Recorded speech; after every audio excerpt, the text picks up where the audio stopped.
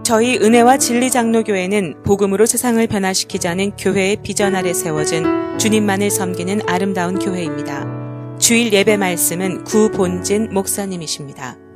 설교 말씀을 들으시는 중에 하나님의 풍성하신 은혜가 함께 하시길 바랍니다. 화평과 거룩으로 영혼을 지키라 하는 제목으로 말씀을 나누겠습니다. 여러분, 이 땅에 소중한 것이 성경에서 말씀하고 있는 바처럼 정말 가장 소중한 게 뭡니까? 한 사람이 영혼이잖아요. 영혼. 세상에 무엇과도 비교할 수 없는 영혼. 영혼을 지켜주는 것이 뭡니까? 그것은 또 성경에서 말씀하실 금보다 귀한 믿음이라고 말씀하거든요. 우리를 사망과 죄악 가운데 건져주시는 것이 하나님의 은총인데 그걸 연결시켜주는 것. 이거 믿음이란, 우리가 믿음을 간직해야 하나님을 바라보고 하나님의 거룩한 백성으로 삶을 살아가게 되는데, 근데 그 소중한 것, 정말 프리셔스하죠. 이 소중한 믿음을 빼앗아가기 위한 도전도 만만치 않은 것입니다. 그렇기 때문에 성도들이 신앙, 이 믿음을 간직한 순간부터 항상 도전 가운데 직면해 있어요. 믿음을 갖고 있는 순간, 한시도 우리가 정말 하나님 앞에 서는 그 순간까지 이 도전을 떨쳐버릴 수가 없습니다. 여러 가지 방향에서 여러 가지 다양한 그런 모습으로 우리 신앙의 그 길을 방해하는 이 도전들이 일어나고 있는 것입니다. 초대교회에 그 성령의 역사하심이 충만하고 정말 하나님의 은혜가 그렇게 집중되었던 시기가 있지 않았습니까? 초대교회 그랬단 말이에요. 지금하고 좀 사실 시대가 비교할 수 있을 만큼 아주 차원이 다를 만큼 하나님 은혜가 풍성했던 시대가 아니었습니까? 성령의 역사하심 속에 또한 영적인 순수함과 열정이 있었던 시대였습니다. 그럼에도 불구하고 그 성도들의 그 초기 아주 순전한 신앙을 총두리째 뽑아가고자 하는 이런 영적인 도전들이 있었던 것입니다. 특별히 이 히브리서를 받고 있는 사람들, 조금만 배경을 설명을 드리면 이 히브리서를 받고 있는 수신자라고 그러잖아요. 편지를 받은 사람들, 이 사람들은 원래 그 과거에는 예수님을 믿기 전에는 구약의 전통 속에 익숙한 사람들이에요. 그냥 구약 성경에 율법이라든지 제사라든지 이런 것에 익숙하게 그 유대교의 그늘 속에 들어있던 사람들이었습니다. 그런데 그들이 이제 복음을 통해서 예수님을 믿게 되었어요. 아주 정말 이 귀중한 믿음을 간직하고 하나님의 백성이 되었습니다. 그런데 이 히브리서의 이 독자, 이 수신자들은 그 믿음을 끝까지 간직하느냐 아니면 도중에 빼앗기느냐 하는 핍박 가운데 있었어요. 핍박이 일어나가지고 너희가 믿음을 지킬 것이냐, 핍박을 받으면서, 아니면 정말 이 핍박을 피해서 편안한 길로 갈 것이냐, 이런 기록 가운데 서 있었던 것입니다. 그러니까 많은 사람들이 과거에 핍박이 없었던 유대교 속으로, 그 그늘 속으로 돌아가면 그때는 우리가 핍박을 안 받았는데 그런 그 유혹을 받고 충동을 받는 그런 시기였다라는 말씀입니다. 그래서 이 히브리서를 기록하고 있는 기록자, 왜 또 그렇게 표현하냐면 바울인지 바나바인지 혹은 아볼로인지 우리는 몰라요. 누가 썼는지. 어떤 사람은 아볼로다, 어떤 사람은 또 바울이다, 이렇게 말씀을 하지만 사실 누가 썼는지 우리 아무도 모릅니다. 근데 그래서 이제 히브리서 기록자라고 우리가 표현을 하는 거예요. 히브리서 기록자. 이 히브리서 기록자는 적극적으로 이들을 권면을 합니다. 너희가 이 소중한 믿음, 그 영혼을 지켜주고 하나님과 거룩한 백성의 관계로 연결시켜주는 이 믿음을 저버리고 과거의 구약의 그늘 속으로 돌아간다는 것은 그처럼 어리석은 것이 없다. 정말 우리가 지금까지 구약에서 말씀해 주고 그 그늘 속에 있었던 것은 예수님을 바라보기 위한 것이었지, 예수님인 실체이신 예수님을 놔두고 어디로 가겠느냐. 구약은 그저 예수님을 보여주고자 하는 뭐에 불과합니까? 그냥 포장지 정도에 불과한 거예요. 포장지. 내용이 아니었다 이거예요. 예수님께로 성도들을 이끌어가는 안내자 정도지, 안내자를 붙잡고는 구원받지 못하는 거예요. 실체를 만나요. 실체. 그분이 예수님이라는 말씀이죠. 그렇게 해서 구약으로 돌아가려고 하는 유혹을 받는 사람들을 강하게 일깨워 줍니다. 참다운 구원자가 되신 예수님을 의지해야 한다. 그러면서 그 신앙을 끝까지 유지하고 하나님의 거룩한 백성의 삶을 살기 위해서 이제 실제적인 이제 문제들을 말씀하는데, 오늘 우리가 살펴볼 말씀이 이거예요.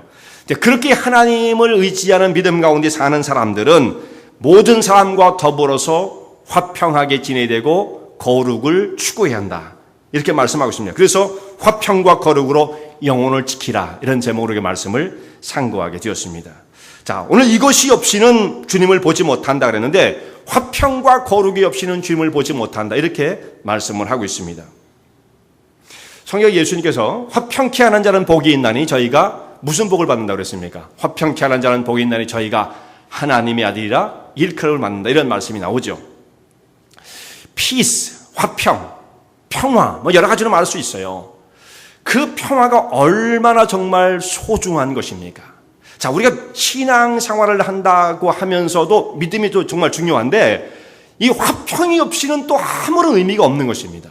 화평, 평화가 없으면, 그러니까 아무리 우리 주변에 좋은 것을 많이 누리고 산다 할지라도 마음속이 화평을 잃어버린 채 황폐하게 되어버리면 그 사람은 이제 천국을 떠난 삶이 되어버리고 마는 거예요. 이 화평이 어떻게 지켜지느냐? 세상의 환경이 좋으면 내가 참 넉넉하게 살고 편안하고 좋을 것이다. 이렇게 사람들이 생각을 하거든요. 근데 사실은 그렇지 않습니다. 이 화평, 평화라는 것은 세상의 외부적인 요건에 의해서 지켜지는 것이 아니에요. 만약에 외부적인 요건에 의해서만 그 평화가 지켜진다고 한다면 우리 지금 미국에 사는 사람들이 세계에서 제일 화평해야 합니다. 미국같이 좋은 나라가 어디 있어요? 모든 것이 잘 돼 있고 선진국이고 정말 자연이 좋고 자유가 있고 얼마나 좋습니까? 잘 살고 부유하잖아요. 그렇지만 아무리 그런 환경 속에 산다고 해서 그 속에 사는 사람들이 다 마음속에 화평이 있느냐? 그런 건 아니란 말씀이에요. 그럼 여기보다 못 살고 가난한 나라에 살고 어려움 속에 환경 속에 처한 사람들은 다 화평이 없고 다 불행하냐? 그런 것도 아닙니다. 그런 사람들 가운데서 얼마든지 마음속에 넘쳐나는 기쁨과 화평을 가지고 살아가는 사람이 있다 이 말씀이죠. 그러니까 화평은 외부적 요건의 모습이 아니다 이거예요. 어떤 상황이 있든지 그 화평을 지키려고 하는 믿음이요, 믿음 가운데 깨어있는 사람이 그 하나님 주신 평화를 간직할 수가 있는 것입니다. 굉장히 소중한 거죠. 그래서 모든 사람과 더불어 화평을 좇으라 이렇게 말씀을 했는데, 화평을 좇으라고 말씀했는데 이 좇는다는 것은요, 다른 것을 포기하고 화평 하나를 쫓아간다는 뜻입니다. 쫓는다. 그것을 하나 쫓아간다는 뜻이에요. 자, 사냥을 할 때 여러 가지 사냥감이 앞에 막 있을 때 이것도 잡고 저것도 잡고 다 못 잡아요. 사슴도 뛰고 저기 토끼도 뛰고 그냥 다 잡을 수 없죠. 내가 타겟을 정했으면 그거 하나를 잡을 때까지 끝까지 추적을 해야 되는 거죠. 2마리 다 못 잡아요, 절대. 그럼 2마리 다 놓치는 거예요. 여기서 화평을 쫓으라는 얘기가 바로 그것입니다. 화평을 다른 것을 혹시 포기하더라도 이거 하나를 끝까지 추구하라. 나중에 물론 여기 거룩도 그렇게 추구하라 이렇게 말씀을 하고 있죠. 화평을 추구하라는 말씀이에요. 그런데 이것과는 완전히 사람이 반대로 행동하고 반대로 자세를 잡는 사람들이 있는 것이 현실입니다. 고요한 가운데서도 어떤 사람이 하나 딱 등장을 하잖아요. 그러면은 그 사람으로 말미암아서 거기에 있던 유지되던 평화가 깨지는 경우들을 보게 되죠. 그래서 우리가 그런 것들을 보면 이 평화의 문제는 그 공동체라든지 가정이라든지 평화는 혼자만 유지하는 게 아니니까 주변에 있는 다른 모든 사람과 더불어 화평을 이루라 이렇게 말씀했는데 혼자 이루는 게 아니잖아요.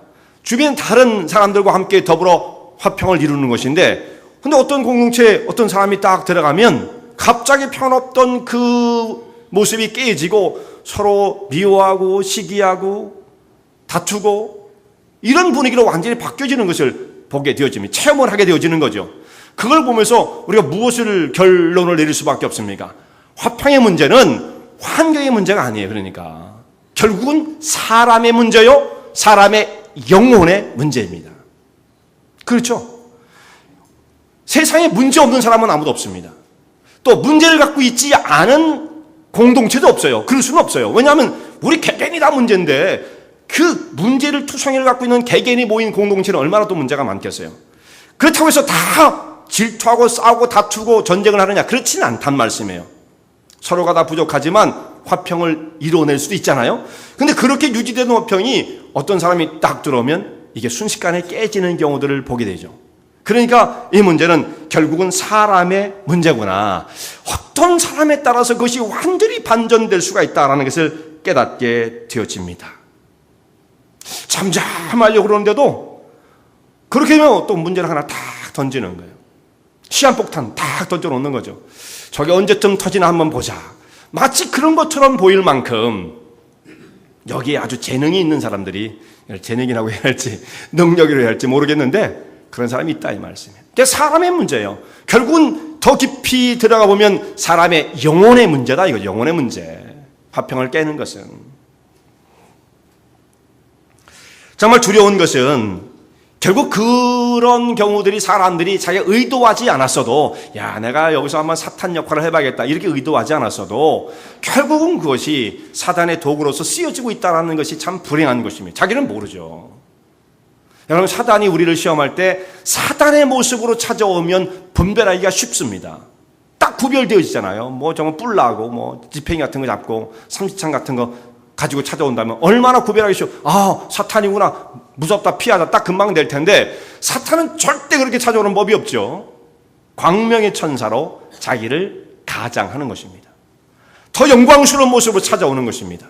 더 그럴듯한 모습으로 찾아와요. 심지어 성도들 가운데에 성도의 선한 모습으로 찾아올 수가 있고요. 거룩한 모습처럼 더 영적인 열심을 가진 혹은 때로는 그렇지도 않으면서 깊이 있는 것처럼 자기를 위장하고 사람을 미혹할 수가 있다라는 거죠. 자, 그런 가운데 이렇게 사단의 도구로 쓰여진다고 한다면 이거 얼마나 참 불행한 일이겠습니까? 이상하게 매사에 정말 이렇게 전투적이고 시비를 좋아하는 이런 경우들이 생기게 되어집니다. 그런데 또 반대의 경우가 있어요. 반대. 그렇게 막 다툼이 일어나고 서로 시기하고 불신을 하고 이런 경우에서도 어떤 사람이 또 그 속에 딱 들어가면 그렇게 텐션이 있던 분위기를 쫙 이완을 시키면서 화평의 관계로 만들어갈 수 있는 사람이 있다. 이건 쉬운 건 물론 아니죠. 거기에는 정말 깊이 있는 영적인 삶과 희생이 필요한 거죠. 그런 피스메이커가 있는 거예요. 화평을 만드는 사람. 그러니까 화평케 하는 자는 복이 있나니 예수님이 말씀하신 것처럼 이런 사람은 정말 하나님의 거룩한 아들로서의 사역을 하는 그 특성을 갖고 있는 거예요. 예수님께서 그러셨지 않습니까? 하나님과 원수되었던 관계, 그 깨어진 관계를 화평의 관계로 이루어 복구시켜내신 분, 하나님이 아들이시라는 말씀이에요. 그런 특성적인 삶을 우리 성도들도 본받아 산다면 바로 그 사람이 하나님의 아들이다. 일컬음을 받게 될 것이다. 이렇게 말씀을 하셨습니다.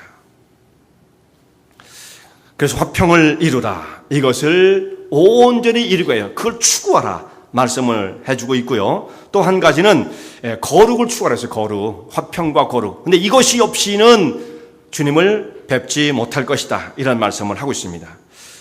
화평과 거룩을 이루지 못하면 주님을 뵙지 못한다. 이렇게 말씀하고 있는 거죠. 주님의 재림을 앞두고 있는 가운데 있었어요. 이때는요. 지금도 우리도 그렇죠.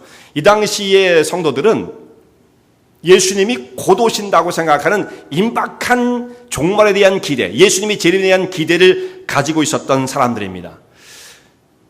잠시 잠깐 후면 오실 리가 오시리니, 히브리서에 나오는 말씀이에요. 잠시 잠깐 후면 오실 리가 오시리니 지체하지 아니하리라.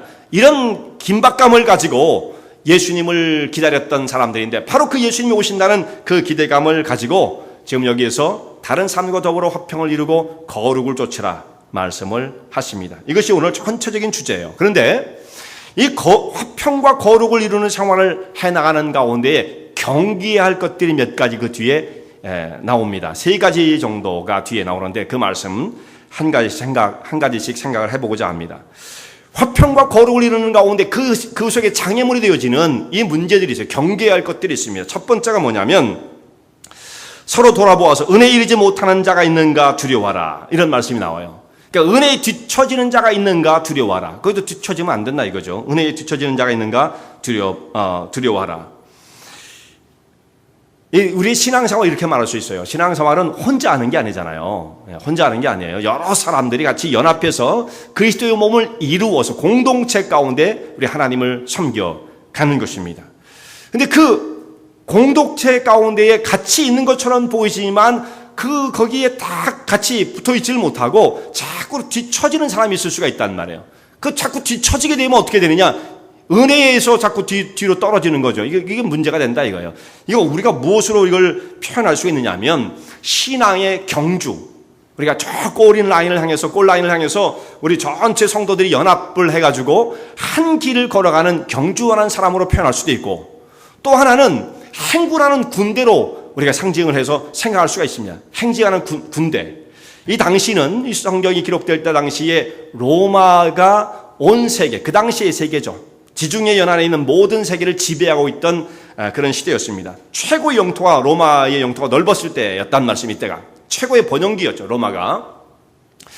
그래서 로마의 그 세력이 뻗치지 않은 곳이 없었어요. 지중해가 굉장히 큰 바다 아닙니까? 그 바다 전체, 아시아든지 뭐 아프리카든지 여기 스페인이라든지 저 유럽에 지금 있는 영국까지 이 로마의 세력이 로마의 제국을 이루고 있었습니다.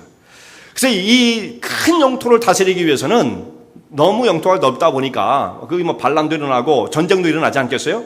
그러니까 그 이제 전쟁이 일어난다든지 반란이 일어나면 그것을 빨리 조기에 지나고 해야지 놔두면 나중에 큰일 나잖아요. 그래서 군대를 빨리빨리 보내기 위해서 로마가 이 고속도로를 닦았어요. 고속도로를 닦았어요. 지금도 우리 미국이 아주 고속도로 하이웨이가 얼마나 잘 되어 있습니까? 그런데 이걸 2000년 전 로마 시대에 이미 다 완성을 해놨던 것입니다. 그때 당시에 마차가 지나다닐 수 있도록 완전히 포장된 도로를 만들었다. 얼마나 놀랍습니까? 그냥 뭐 나무만 베어놓고 자갈밭을 만들어 놓은 게 아니라 포장된 도로. 지금 같은 아스팔트는 아니지만 도를 다 이렇게 벽돌처럼 만들어가지고 포장된 도로를 만들었어요. 그걸 전 제국을 고속도로를 놨습니다.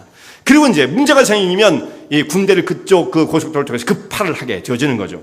그래서 이 군인들이 이 전쟁을 진압하고 폭동을 진압하기 위해서 이제 보냄을 받게 되어지는데 군인들이 행진을 한단 말이에요. 행진.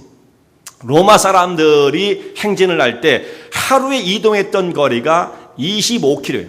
25km. 그러니까 하루에 5시간 딱 움직이게 되어 있습니다. 행진 거리가 1시간에 5km씩 해가지고 25km 가면 거기에 이제 다시 병영을 만들고 텐트를 치고 그래서 하룻밤을 지난 다음에 아침이 되면 또 그래서 걷어가지고 또 이제 길을 가게 되고 이렇게 해가지고 이동을 하게 되어집니다. 평상시에는 이제 25km씩 이동을 하는 거예요. 근데 전쟁이 났다든지 빨리 급하게 가려면 그때는 강행군을 하게 돼요. 강행군. 그러면 35km, 7시간을 걷게 되어집니다. 근데 이제 정말 급박한 일을 만나게 되면 이 모든 것들을 매뉴얼을 다 무시하고 이제 무조건 가는 거예요. 무조건. 그때는 이제 사령관의 명령에 의해서 쉼 없이 군대의 뭐 사정을 봐가면서 하겠습니다만 쉬지 않고 하루에 7시간 이상을 넘어서 밤새도록 가는 겁니다. 그렇게 그것을 초강행군이라고 했습니다. 이렇게 가다 보면 뒤에 처지는 군대들이 나오게 되겠죠. 뒤처지는 나고병들이 나오지 않겠습니까? 근데 이 사람들이 그냥 걸을 때 맨몸으로 우리가 하루에 25km씩 계속 가는 것도 쉬운 게 아니에요. 35km 걷는 거 쉬운 게 아닙니다. 밤새도록 걷는 건 뭐 이건 더 힘든 거죠. 그런데 이게 맨몸으로 가는 게 아니라 로마 사람들, 군인들은 자기 장비를 다 자기가 챙겨야만 합니다. 전쟁할 수 있는 무기가 있어야 되잖아요. 칼과 창과 뭐 칼도 하나만 갖고 다니는 게 아니고 여러 개를 갖고 다녀야 되고 방패를 가져야 되고 그리고 한 사람당 소지해야 하는 전투 식량이 다 지급이 되어져요. 그럼 자기가 그걸 날라야 되는 거예요. 갑옷을 입어야죠. 이걸 다 치면 사람이 얼마 정도의 무게를 매일 짊어지고 이동을 해야 되느냐면 한 파운드로 한 90파운드 정도 됩니다. 엄청난 거잖아요. 지금 뭐 90파운드 웬만한 사람 몸무게예요. 몸무게. 그것을 다 한 사람 한 사람씩 짊어지고 하루에 그만큼을 이동한다면 이게 얼마나 힘든 일이겠어요. 초강행군을 해버리면 낙오병이 생기게 되죠. 이 낙오병이 생기면 결국 이 사람 뭡니까? 본의 아니게 탈영병이 되어버리고 마는 거예요. 나는 원하지 않았지만 못 쫓아가니까 탈영병이 되는 거죠. 군대 입장에서 탈영병은 어떤 사람이겠습니까? 이 사람은 싸움에 의욕도 없는 사람이고 이 탈영병이 잘못하고 적군의 수중에 들어가 버리면 우리 아군을 위태롭게 하는 결국은 적이 되어버리고 마는 거죠. 그 탈영병은 살려둘 수가 없는 겁니다. 결국은 탈영병은 스스로도 살아날 수도 없을 뿐만 아니라 사령관에 의해서 그 사람 탈영병은 제거를 받을 수밖에 없는 거예요. 이게 무서운 겁니다. 그러니까 이 본대에 정말 있는 힘을 다해서 쫓아가야만 로마 군인으로서의 사역을 하게 되고 그 전투지역에 딱 가면 로마 군인은 뭐 한 승률 90% 이상을 자랑했으니까 거의 다 이겼단 말이에요. 뭐 질 때도 있었어도 거의 다 이겼단 말이죠. 그러니까 거기 본대만 합류해 있으면 문제가 없는 거예요. 어떤 적을 만나서 제압을 하고 전쟁을 승리로 이끌 수가 있었던 것입니다. 그러니까 힘들지만 어쨌든지 그 군대 가운데 따라가고 그 본대에 합류를 해야 하는 것입니다. 마찬가지로 영적인 우리의 삶이 그래요. 자꾸 뒤처지게 되어지면 그 사람 홀로 영적인 서바이벌을 할 수가 없어요. 혼자 살 수가 없습니다. 그리고 아무런 힘도 발휘할 수가 없는 것입니다. 같이 어떻게든지 공동체 움직이는 대로, 공동체가 좀 빠른 속도로 걷게 되면 빨리 거기서 이렇게 진영을 갖춰가지고 거기에 하나가 되고 본대에 합류하려고 애를 써야지, 나는 못 쫓아가, 나는 힘들어, 자꾸 뒤로 처지게 되면 그 사람은 스스로 혼자 자기의 믿음을 지킬 수 없다는 거예요. 그럼 여기서 그렇게 말씀하잖아요. 서로를 돌아보아서 은혜에 미치지 못하는 사람이 있을까 두려워하라. 떨어지면 그 사람은 영적으로 생존이 불가능한 것입니다. 혼자 믿음을 못 지키는 거예요. 근데 이 일을 누가 해야 되느냐?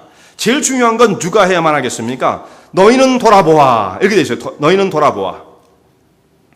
이 돌아본다는 뜻이 말이죠. 잘 감독한다는 뜻이에요. 감독. 그래서 우리 감리교에서는 감독이 있잖아요. 비숍. 예, 감독이 있는데 그때 쓰여진 용어입니다. 이 감독한다는, 돌아본다는 뜻이. 그러니까 결국은 목회자가 그 일을 하는 거죠. 제일 중요한 것은. 그런데 목회자가 사령관이 그 일을 다 하겠어요? 그 군대로 말한다면 못하는 겁니다.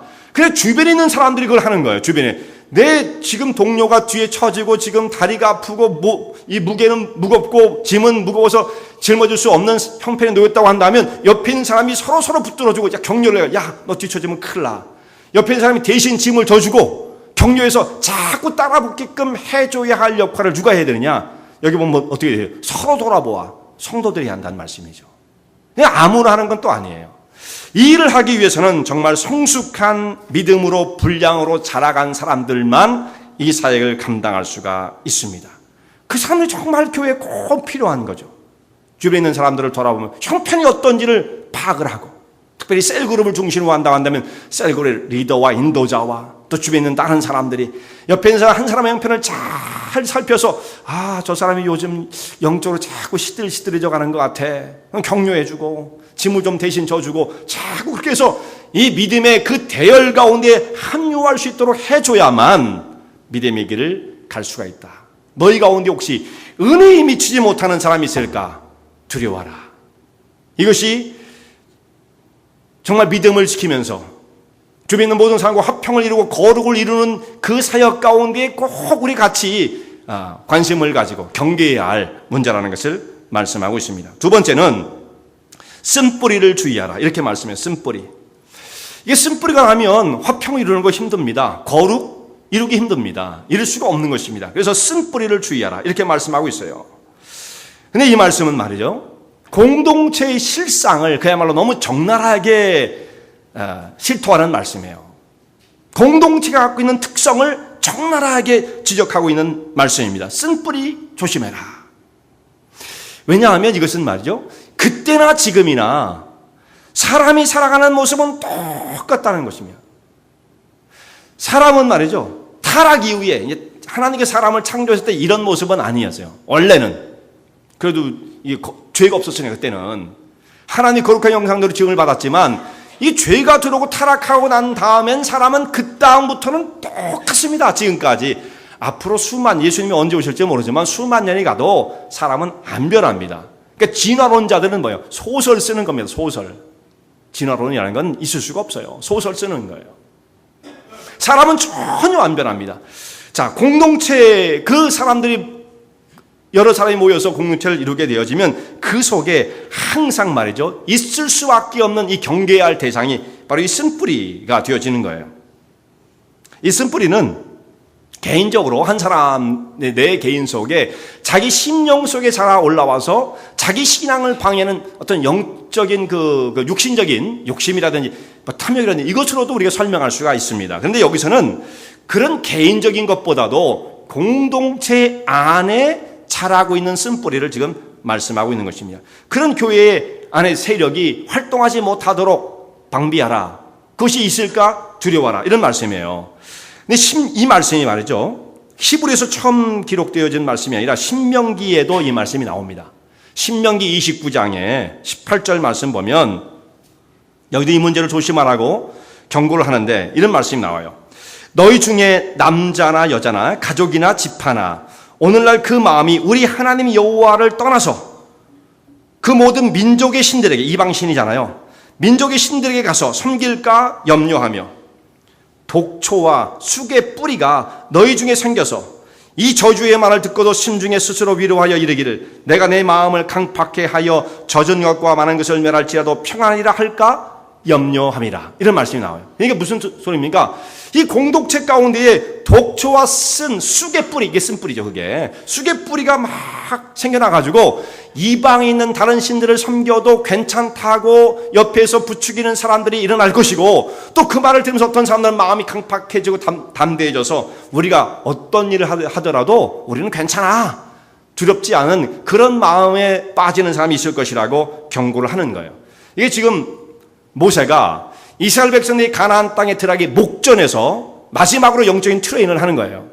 나는 이제 못 들어가니까 모세는 당신들이 들어가면 하나님이 허락하신 그 가나안 복지에서 영적인 공동체를 이루고 신앙생활을 하게 될 터인데, 그런데 그 하나님이 허락하신 공동체 안에도 이처럼 독초와 쑥의 뿌리가 돋아나게 될 것이다. 이걸 경고하는 거예요. 아직 경험하지 않았어도 경험했죠. 또 광야에서 다 경험했잖아요. 그 사람들이 변합니까? 세대가 변했어도, 그들이 살아가는 땅이 변했어도 사람의 본질이 변합니까? 안 변한다 이 말씀이에요. 그러니까 그 공동체를 이루게 되면 거기는 어김없이 이처럼 독초가 솟아나는 거예요. 쓴뿌리가 나오는 것입니다. 이렇게 되지 말아야 되는데 그것이 있을까 두려워하라. 쓴뿌리가 나오면 어떻게 되어져요? 쓴뿌리는 말이죠, 이게 거친 뿌리라, 거친 뿌리. 그냥 쫙 뿌리를 뻗치고 옆에 있는 이 알곡들이 양분을 이렇게 자꾸 받아먹고 또 그래서 물기를 흡수해가지고 자라나야 되는데 그 모든 기후를 중간에 다 차단을 시켜버리는 거예요. 물이 공급되지 못하도록, 영적인 양분이 공급되지 못하도록 쓴뿌리가 딱 장악을 하고 세력을 뻗게 되어지면 옆에 있던 알곡들은 시들시들, 힘도 못 쓰고 왜 이렇게 되는지도 모르고 기운을 잃고 마는 것입니다. 힘도 못 쓰고 왜 이렇게 되는지도 모르고 기운을 잃고 마는 것입니다. 교회에서 왜 이런 일이 벌어질까? 교회이기 때문에 벌어지는 거예요. 교회이기 때문에. 아까 가장 소중한 것, 사람이 영혼이라고 했잖아요. 그 소중한 것을 지켜주는, 하나님과 우리 연결을 지어주는 그 믿음을 빼앗기 위한 여러 가지 다양한 루트를 통해서 공격해오는 세력들이 있다고 말씀을 드리지 않았습니까? 그러니까 조심해야 한다는 말씀입니다. 사도 바울이 에베소에 있는 장로들을 불러놓고 밀려도에서 이제 마지막으로 그들을 이제 헤어지면서 인사를 하지 않습니까? 내가 떠나가면 어김없이 이 교회 가운데에 양의 탈을 쓴 이들이 찾아오게 될 것이다. 그러니까 사도 바울이 장로님들, 감독들을 모아놓고 한 얘기입니다. 그 이리가 들어와가지고 양떼들을 낚이지 않을 것이다. 무서운 말이다. 무서운 말. 이게 왜 이런 말이 필요합니까? 교회인데. 교회니까 필요한 거예요. 근데 그 이리가 양떼만을 공격하는 게 아니라 사도행전 20장에 있는 말씀을 잘 보면 어떻게 되냐면 그가 들어와가지고 너희들 제자들 가운데 있는 자들까지 자기를 쫓게 할 것이다. 너희가 누굽니까? 교회의 지도자들이에요. 교회의 지도자들은 안 넘어갈 것처럼 보이죠. 그 사람들이 더 잘 넘어가요. 어떻게 하면. 근데 그 사람들이 넘어가고 그 사람들이 변질되어지면 그 교회가 어떻게 되겠습니까? 이런 말씀을 드리면 어떤 분은 오해를 해가지고 우리 교회가 지금 또 문제가 있나 이렇게 생각하는데, 문제가 없을 때 이 얘기를 많이 해놔야지 문제 생기고 난 다음에 얘기하면 더 힘들어요. 그때는 못 고치는 거예요. 못 고치는 거예요.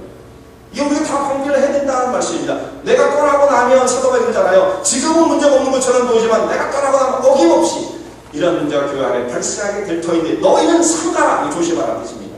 주의해라. 잘 지켜라. 그들을 권면하고 있는 거예요. 얼마나 중요한 문제입니까? 쓴뿌리가 나와서 돋아나게 되어지면 그 쓴뿌리 역할을 하는 사람만 문제가 아니라 주변에 다른 영혼들을 다치게끔 만드는 거예요. 주위는 다른 영혼들이 신앙생활을 하지 못하도록 길을 다른 곳으로 돌리게 되는, 양도를 다 차단시켜버리는 이런 역할을 하기 때문에 이것이 참으로 고통스러운 것이고 무서운 것입니다. 영적 죽음이라는 말씀입니다. 영적 죽음. 잔디밭에 민들레가 하나씩 딱 보다 오르잖아요. 봄이 되면 하나씩 그때 빨리 약을 쳐야 돼요. 그걸 뭐 한두 개니까 내버려둬. 이 게으름을 폈다가는 어느 순간 민들레가 쫙 점령하기 시작하죠. 여러분, 좋은 것은 빨리빨리 퍼져나가지 않습니다. 좋은 것은 원래 그게 에너지 법칙이 그렇게 돼 있어요. 그 좋은 것은 원래 자꾸 작아지고 힘을 못 쓰게끔 돼 있는 겁니다. 나쁜 것은 초랑속해지는 거예요. 나쁜 것은. 나쁜 그 민들레들은 말이에요. 금방 순식간에 전체 밭을 장악하게 되어지죠. 그것은 나중에 바꾸려면 어떻게 됩니까? 약 가지고 안 돼요. 완전히 땅을 갈아엎어야 된다. 처음 다시 시작해야 돼요. 이게 굉장히 힘든 문제죠. 자, 이 히브리서를 갖고 있는 성도들에게 교회의 승뿌리가 무엇이었냐면, 사람들을 이제 선동을 하는 겁니다. 사람들을 찾아와 선동을 하고 엉뚱한 교리를 퍼뜨리는. 자, 이 사람은 어떤 상황에 빠져 있었다고 그랬어요? 핍박이라는 위협 가운데 있었어요. 야, 우리가 지금 과거에 그 유대교로 돌아가야 돼, 말아야 돼, 이런 기록 가운데 있는 사람들에게 이때의 이 쓴뿌리는 무슨 작용을 하냐면, 우리가 여기서 고민할 거 없다. 과거에 우리가 있었던 그 유대교가 얼마나 월등한지 아느냐라고 하면서 그야말로 엉뚱한 얘기를 하는 겁니다. 예수란 분이 위대하다고 하지만 과거에 모세가 얼마나 유명하고 위대하냐. 그러니까 모세와 예수님을 비교하면서 모세가 뛰어난 것을 그 사람들이 막 강조를 해요. 이유를 드는 거예요. 그 당시에 여러분 생각해보세요. 구약 성경밖에 없었고 신약 성경이 존재하기 전이기 때문에 예수님은 사람들에서 말로만 증거되었죠. 경전은 구약이었다는 말씀이에요. 우리에게 율법을 주고 이 성경을 준 자가 누구냐? 예수님 우리에게 성경을 줬어? 하면 할 말이 있겠어요? 네. 제사장이 예수님은 얼마나 뛰어나냐? 예수님은 대제사장이 하지만 우리에게 뭘 해줬느냐?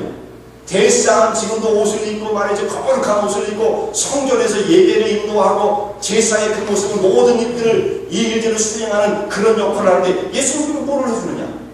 율법이 얼마나 중요한 것이냐? 어떻게 살 것인가 삶의 룰을 규명해 주지 않느냐? 율법이 얼마나 중요하냐? 이렇게 하면서 구약을 자꾸 강조할 때 그 속에, 기도 속에 흔들리는 사람들이 그 말에 솔깃해지지 않겠습니까?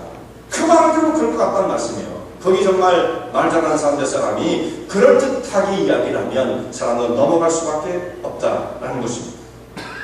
자, 오늘날은 어떻게 했어요? 오늘은 이런 똑같은 모습으로 우리를 넘어뜨리려고 하면 거기에서 넘어가는 사람은 없겠죠. 오늘은 어떻게 있습니까? 우리가 솔깃하게 넘어갈 수 있을 만한 일들을 제기하는 것입니다. 사람을 미혹하려고 하는 거예요. 이런 일들이 얼마든지 교회 안에 일어날 수 있다면 교리적인 문제를 가지고 이렇게 얘기를 하고 모든 걸 다 깨닫는 것처럼 그 문제가 아주 심각한 겁니다. 성경을 왜곡시키는 거라는 말씀이에요. 우리가 그거 잘 분별이 없는 사람들은 그냥 그런가 보다 넘어가는 것도 편하게 하니까 그냥 그렇게 할 필요 없어요 그러면서 지금 우리가 율법 시대도 아니고 그냥 그런 거 할 필요 없어요 하면 사람들이 다 좋아하잖아요. 그래서 사람들을 미혹한다 이 말씀입니다. 이것이 쓴뿌리가 나는 것이 성경의 증거입니다. 경고다 그런 말씀입니다. 근데 우리 이제 이런 생각 하잖아요. 교회에서 선량한 사람들이 모여가지고 선량한 사람들이 같이 신앙생활 하는데 왜 교회에서 어떤 사람은 그런 역할을 하게 됩니까? 왜 쓴뿌리가 되겠어요? 이렇게 생각하잖아요. 다 선하고 착한 사람들인데. 근데 우리가 다시 생각해야겠어요. 여러분 생각해보세요. 사람이 선한가의 문제예요. 선한가. 다 착하고 순진한 사람들만 모였는데 어떻게 해서 이런 일이 벌어져요? 그렇게 생각하잖아요. 여러분이 착하고 순진하십니까? 사람이 착하고 순진하지 않습니다. 그것은 사람을 잘못 파악하는 거예요. 저를 비롯해서 모든 사람이 절대 착하지 않고 절대 순진하지 않습니다. 왜 그렇습니까? 우리는 하나님과 본질상 진도의 자녀의 관계로 있던 사람들이고 그 속에서 구원을 받기 위해 하나님이 거룩하신 아들이 십자가에 처참한 죽음을 당하여 그 피로 말미암아 구원을 받을 수밖에 없는 죄인 중에 괴수예요. 우리가 자기를 생각할 때는 내가 우리 양심적인데 그럼 예수님 십자가에 피가 필요 없다는 말씀입니까? 철저하게 부패하고 타락한, 절대로 착하지 않은, 절대 순진하지 않은 영혼들이 모였기 때문에 이런 일들이 비일비재한 흔한 일로 벌어질 수밖에 없는 것입니다. 그러니까 사람을 잘못 생각하는 거예요. 절대 착하지 않아요. 비관적이죠. 근데 그런 사람이 예수님의 십자가를 통해서 새롭게 되어지는 것이라는 말씀. 그러니까 은혜죠. 그러니까 그 은혜를 따라서 믿음으로만 하나님을 바라보면 오늘도 그 가운데서 믿음의 길을 가겠지만, 여기서 이탈해서 다른 것을 생각하기 시작하고 세속적인 것을 끌어오기 시작하면 과거의 그 모습이 온 성도에 드러나게 된다는 말씀입니다. 이 쓴뿌리를 주의하라. 두 번째의 경고였습니다. 세 번째, 마지막은 다음에 경고하는 말씀은 음행하는 자와 에서와 같이 망령된 자가 있을까 두려워라. 음행하는 부류 그리고 에서와 같이 망령된 자들이 있을까 두려워라. 이렇게 말씀을 했어요. 이 에서 같은 자도 그렇고 음행하는 자도 그렇고 이 다 중심이 뭐냐면 은혜를 소중하게 여기지 않는 육체 중심의 삶을 살아가는 사람들. 음행도 육체를 갖고 범죄를 저지르는 거잖아요. 에서도 어떤 사람이냐? 육체 중심의 육신적인 삶을 살아갔던 사람. 이런 사람은 은혜를 소중히 여기지 않는다라는 것입니다. 육체가 이끄는 대로 육체의 소욕에 노예가 되어 삶을 살아가는 사람들이라는 말씀이죠. 에서가 이제 성경에 여러 군데 등장을 해요. 에서를 보면 이 에서는 신앙인에 있어서 아주 부정적인 대명사로 쓰여지는 사람이 에서입니다. 그 사람은 죽한 그릇에 자기 장자의 명분을 훌쩍 넘겨버린 사람이에요. 어리석은 사람이었다는 말씀입니다. 그의 에서의 어리석음이 뭐냐면 하나님의 은혜가 얼마나 소중한 것인가를 깨닫지 못했어요. 이게 어리석음이에요. 하나님이 내게 베푸신 그 은혜가 얼마나 소중한가, 이것을 알지 못했습니다. 그러니까 사람이 어떤 경우에도 포기하지 않고 끝까지 붙잡아야 되는 것이 하나님의 은혜예요. 그러니까 이 마지막 여러분 생각해보세요. 사람이 무슨 일을 만나면 당황할 수도 있고 화가 날 수도 있고, 성경도 분노가 일어날 수 있다고. 그 해가 지나도록 노를 품지 말 것이지, 분노 일어나는 것은 자연적 현상이고 어떻게 그걸 조절하기 어려워요. 근데 그것을 나중에 조절을 이렇게 잘 물론 억제해야 되지만 분노 일어나는 그 현상 자체가 없앨 수는 없어요. 자, 그러니까 사람이 여러 상황을 만날 때에 분노할 수도 있고 정말 슬플 때도 있고 어려운 상황을 만날 수도 있고, 그런 상황이 여러 군데 다양하게 일어날 수 있습니다. 그렇지만 최종적으로 끝까지 우리가 지켜야 할 것이 뭐냐면 하나님의 은혜를 귀히 여기는 이 믿음을 버려서는 안 된다 이 말씀입니다. 그건 포기할 수 없는 거예요. 사람이 화난다고 해가지고 그걸 쉽게 이러면 정말 돌이킬 수 없는 문제가 일어나게 되는 것입니다. 이 에서와 또 그의 동생이었던 야곱, 쌍둥이 형제였는데 이 두 사람은 말이죠, 너무나 반대했어요. 어머니 한 대에서 거의 동시에 태어났으니 쌍둥이 이렇게 팔뚝을 붙잡고 나왔으니 거의 동시에 나왔잖아요. 근데 이 두 사람이 외모부터 굉장히 달랐습니다. 한 사람은 여자처럼 온순하고 장막에 가는 사람이고, 한 사람은 부락부락하고 그냥 털이 많고 사냥꾼이었고, 외모가 달랐어요. 근데 중요한 것은 이 외모가 문제가 아니라 정말 인생의 길을 완전히 두 사람을 갈라놓았던 것이 있었는데, 그게 뭐냐면 하나님의 은혜를 바라보는 그들의 영적인 시각이에요. 일단 먼저 에서가 먼저 은혜를 받았습니다. 에서가 장자로 태어났습니다. 장자의 명분이 얼마나 귀한 것인가. 장자의 명분을 가지고 태어났어요. 하나님의 은혜를 먼저 받고 태어난 사람이 에서였습니다. 그런데 야곱은 그러지를 못했어요. 자기는 찾아올 때 이것도 아깝게 찾아가 되었으니까 얼마나 아쉬움이 있었겠어요. 내가 어떡하면 형이 받은 그 장자의 명분을 나도 받을 수 있을까라고 그것을 바라보는 사람이었습니다. 근데 이것은 있을 수가 없는 거잖아요. 이미 한번 태어나서는 끝이지 어떻게 그걸 바꿀 수가 있겠습니까? 근데 야곱은 포기하지 않았습니다. 어떻게 하든지 나는 형이 받은 저 장자의 명분, 하나님께로부터 오는 그 위대한 축복을 내가 받아야겠다고 하는 간절한 열망을 품고 살았던 사람입니다. 반면에 에서는 내가 받고 있는 은혜가 무엇인지 중요한지 이게 왜 소중한지를 모르는 사람이에요. 그래서 야곱이 평생 내가 어떻게 하면 형과 같은 그 장자의 명분을 받을 수 있을까? 그것을 생각하고 포기하지 않다가 결국은 아버지를 속이고 형을 먼저 속이고 그래가지고 장자의 명분을 그냥 뺏어내다시피 하지 않았습니까? 물론 이 과정을 보면 야곱을 잘했다고 말할 수는 없어요. 그거 속였으니까. 아버지를 속였고 형을 속였으니까 속인 것을 잘했다고 할 수는 없습니다. 그러나 성경에서 말씀하는 야곱의 위대함은 뭐냐면 그가 은혜를 추구하는 사람이었다. 이것은 굉장히 귀한 거라는 말씀입니다. 평생을 걸고 은혜를 추구했다. 에사의 미련은 뭡니까? 이미 받은 그 은혜를 소중한 것으로 여기지 않았다. 이것이 문제라 이 말씀이에요. 오늘 우리들이 누리고 있는 이 은혜가 얼마나 소중한 것인지를 알지 못한다고 한다면 소중히 여기지 않는 그 은혜는 우리 가운데 머물러 있을 수가 없습니다. 그래서 사도 바울이 고린도후서 6장 1절에 하나님의 은혜를 헛되이 받지 말라. 이게 얼마나 소중한 것인가 그걸 모른다면 그런 사람에게 여러분 진주의 가치를 모르는 사람에게 그런 자에게 돼지에게 진주 던지면 안 됩니다. 거룩한 걸 모르는 자에게 개에게 그것을 던져주면 안 된다 이 말씀이 성경의 말씀이죠. 성경의 말씀. 그 가치를 모르니까 오히려 하나님의 영광이 훼손되어진다 이 말씀이죠. 절대로 하나님의 거룩한 이 은혜를 헛되이 받지 말라 이렇게 말씀해요. 이제 에서가 말이에요. 그 은혜를 알지 못하고 헛되이 여기다가 뺏겼어요. 그 나중에 눈물을 흘리면서 자기의 기억을 다시 되찾기 위해서 호소하고 용서를 빌었지만 나중에 어떻게 되었습니까? 회복하지 못했습니다. 회개의 길을 얻지 못했다 이렇게 말씀하고 있잖아요. 어떻게 보면 이 말씀을 보면 아무리 회개해도 회개할 수 없는 죄가 있나 보다 이렇게 생각할 수 있어요. 아무리 회개도 하나님께서 용서하지 않는 죄가 있나 보다 이렇게 생각할 수 있잖아요. 근데 사실 그런 뜻은 아니고요. 진정으로 회개한다고 한다면 모든 죄가 다 사함을 받을 수가 있죠. 오늘 또 죄를 짓고 내일 회개하면 이런 거 말고요. 그것은 벌써 회개하지 않는 겁니다. 그건. 마음이 벌써 끝까지 난 죄를 짓겠다는 뜻이지 회개하는 자의 자세가 아니잖아요. 진정으로 회개를 한다면 용서를 받을 수 있지만 문제는 뭐냐? 오늘 여기서 지적하는 말씀은 무슨 말씀입니까?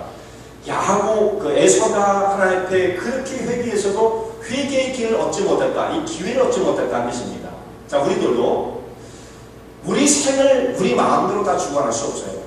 그 다음의 순간에 무슨 일이 벌어질지 모르는 겁니다. 누구에게나 다 회개의 기회가 무한정 주어지는 것은 아니에요. 회개하고 싶어도 회개에 이르지 못하는 사람이 있을 수 있다는 말씀이에요. 그 사람이 진정으로 회개하면 용서를 안 할 수 있다는 뜻이 아니에요. 그러나 회개의 기회를 얻지 못할 수가 있다. 왜냐하면 우리 생애는 우리의 손이 원하는 대로 해결할 수 없는 문제들이 너무나 많기 때문이죠. 역사를 주관하신 하나님의 그 손길 가운데 우리가 할 수 있는 것이 없어요. 그래서 회개의 길을 얻지 못할 수가 있다 하는 말씀입니다. 에서가 죽한 그릇에 장자의 명분을 팔았습니다. 당시에 이 편지를 받고 있는 사람들은 이 하나님의 그 믿음을, 이 영광스러운 믿음을 끝까지 간직할 것이냐, 아니면 핍박을 피하기 위해서 과거로 돌아갈 것이냐, 이 가운데에 들어있던 사람들이 아닙니까? 순간의 작은 쾌락과 만족을 얻기 위해서 영원한 만족과 안전을 포기하지 말아라 그 뜻이에요. 이 소중한 하나님의 은혜를 순간의 쾌락으로 바꾸지 말아라 그런 뜻입니다. 에서는 어떻게 했습니까? 하나님께서 자기가 허락해 주신 그 소중한 누구보다도 바꿀 수 없는 그 은혜 장자의 명분을 주 한 끼에 바꿨어요. 배가 고파가지고 사냥하고 들어왔는데 자기는 시장하죠. 동생은 죽을 쓰고 있으니까 야 나 주 한 개 줘라. 장자의 명분을 내게 팔면 이 주 한 개를 주겠소. 근데 에서가 뭐라고 말합니까? 내가 죽게 되었으니 이 장자의 명분이 무슨 소리 있단 말이야. 너가 줘버리잖아요. 소중히 여기지 않는다 이 말씀이죠. 우리 하나님의 은혜를 끝까지 지켜야 되는 것이지 그것을 무슨 상황이 변했다고 그래가지고 너무 쉽게 내어 던지는 사람 다시 회복할 수 없을 수 있다. 너무 단정적으로 제가 제 말씀을 드리기가 너무 가혹할 것 같아서 그렇게 말씀을 드리지만 회복하기 어렵고 어려운 것입니다. 성경은 회복하지 못한다는 뜻이에요. 저는 여러분이 그때 말씀드린 상처를 받으실까봐 조금 말씀하게 여운을 남겨줍니다만 이게 회복하기 어려운 것이에요. 은혜를 헛되이 생각하니까 회복하기 어려운 거죠. 여러분 지금은 이 시대는 너무나 사람이 마음이 가벼워지고 조급해졌습니다. 너무 충동적이에요. 디모데후서 3장에 있는 말씀 보면 사람이 마지막 때에 고통할 때에 사람들이 보여주는 그 특성을 말씀할 때 무슨 말씀이냐면 사람들이 조급해요. 조급해. 근데도 되고 자고해요. 내가 최고야. 이런 생각 갖고 삽니다. 그것이 두 개가 딱 묶여지면 어떻게 됩니까? 자기 중심적으로 내가 즉흥적으로 판단한 거, 이해하는 것을 선으로 생각하는 것. 그것이 오늘 시대에 딱 들어맞는 거죠. 딱 들어맞습니다. 왜냐면 이 시대에 포스트 모더니즘의 그 기조 속에서 사람이 가르치는 게 뭡니까? 네가 좋은 것이 선이다 라는 것이에요. 다른 게 없으면 포스트 모더니즘은 네가 좋아해? 그거 해. Do it. 네가 좋아하는 거. 그게 선이야. 이걸 가리키는 이 세대 속에서 자기중심적으로 모든 것을 이끌어가게 하죠. 충동적입니다. 내가 최고예요. 내가 자고하니까 조급합니다. 이런 세대 속에 성도들의 믿음을 지킨다는 얘기가 절대로 쉬운 문제가 아닙니다. 사단이 지금은 핍박을 가지고 사람을 갖다가 위협을 해서 신앙을 빼앗고자 하는 것 있을 수도 있겠죠. 어떤 그런 사회에 가면. 그러나 지금 여기서 그럴 필요가 없어요. 더 효과적인 방법이 있어요. 더 효과적인 방법. 네가 원하는 대로 해. 너도 주장을 한번 해봐. 네 목소리를 내봐. 그것이 선이야. 교회 다닌다고 왜 못해? 하나님 믿는다고 왜 그걸 하네? 그건 이 시대의 신앙의 모습이 아니야. 이렇게 가르치는 거죠. 이런 무서운 시대에 우리가 거기에 잠식되면서 그 속에 빨려 들어가면서 나도 모르게 그것이 의식화되어지고 있다는 말씀이에요. 사랑하는 성도 여러분, 정말 지금 우리가 중요한 것, 무엇보다도 진정한 가치가 어디 있는가 이것을 잘 깨달아야 합니다. 하나님의 소중히 여기는 이게 정말 소중한 가치 있는 거예요. 가치 있는 거예요. 이 땅에 우리가 어떤 것을 추구해도 만족이라는 건 있을 수가 없어요. 사람의 만족, 무엇을 통해서 만족을 얻을 수가 있어요. 근데 많은 사람이 어떤 세상적인 것과 인간적인 것을 가지고 만족을 얻으려고 해요. 이민사회 속에 여러분이 이민사회 속에 여러분의 삶이 어떻습니까? 그럼 이민사회 그 참 좋지 않은 얘기거든. 근데 그렇게 삶이 보이는 그런 형태가 정말 있으니까 현실적으로 그 말 안 쓸 수가 없어요. 저는 사실 그 말 굉장히 좋아하지 않습니다. 이민사회. 근데 나쁘다는 부정적 의미가 그게 탁탁 들리거든요. 근데 그런 현상이 나타나요. 이민사회 속에서 삶이 살다 보니까 삶이 약하고 또 어떤 게 있어요. 외롭고 또 하나는 불안해져요. 이것을 어떻게 하면 해소할 수 있을까라고 세상을 바라보고 특별히 사람에 대한 집착이 강해지는 사람. 내 주변에 어떻게 사람을 좀 이렇게 할 수 없을까?